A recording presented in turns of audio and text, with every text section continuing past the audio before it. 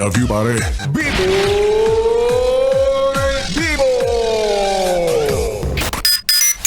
Naniniwala ka naman nung sinabihan kanyang you look perfect tonight.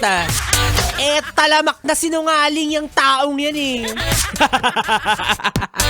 Shout out sa mga magaling maglambing pero nuknukan ng pagkasinungaling.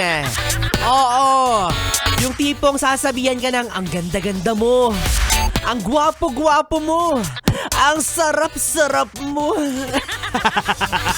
Magluto, diba? Pero siya, aminado siyang sinungaling siyang klase ng tao, diba? Lahat ng sinabi niyang papuri sa'yo, hindi yun totoo. O kaya naman, hi, hello sa mga yes pre natin na sinungaling, oo. Yung mga mahilig magtago, magkubli ng katotohanan sa hindi malaman na kadahilanan. Ano ba naman yan? Para saan ba yan? Bakit mo ginagawa yan? Bakit kailangan mong hindi magsabi ng totoo? Diba? O bakit nga ba? Bakit nga ba kinakailangang magsinungaling ng mga tao? O siguro, number one, pinoprotektahan niya ang sarili niya na hindi magmukhang masama. Kwento niya yan eh. Or pwede rin na mga pangalawa, baka may pinoprotektahan siyang iba. Ay, good Samaritan naman pala. Or pangatlo, baka yung asawa niya stricto. Ganun pala yun. Oo, sabi nila, ganun daw talaga yun. Pag may asawa kang matapang, matututo kang magsinungaling. Oo, halimbawa, pwedeng sa asawa mo mismo. Since takot ka sa kanya, magsisinungaling ka. O, diba? Kapag late ka nang umuwi, sasabihin mo, sorry babe. Sorry hon. Nag-OT ako.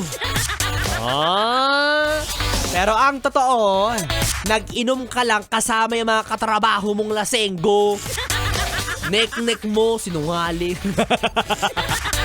Or, pwede rin naman, kabaliktaran. Since matapang nga ang asawa mo at takot ka sa kanya, magsisinungaling ka sa mga nagyayaya sa'yo ng inuman. Ay, good boy. Very good, very responsible dog. Charot.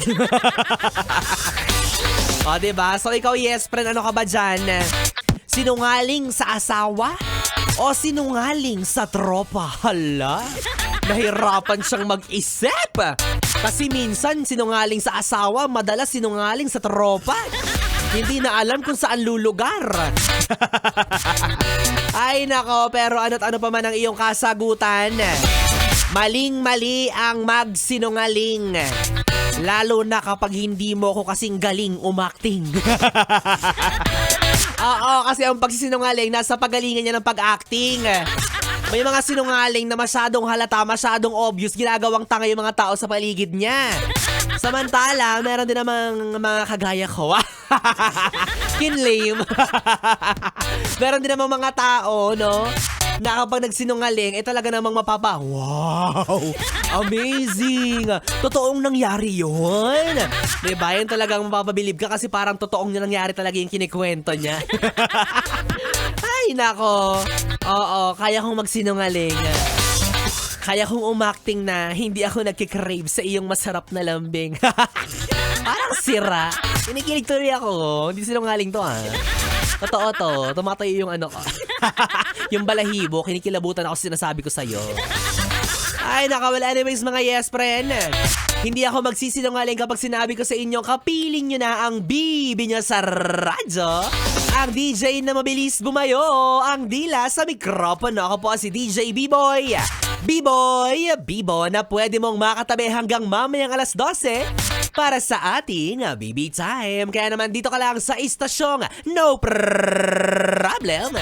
Ang 101.1, Yes FM, solid. Aras natin, 9:41.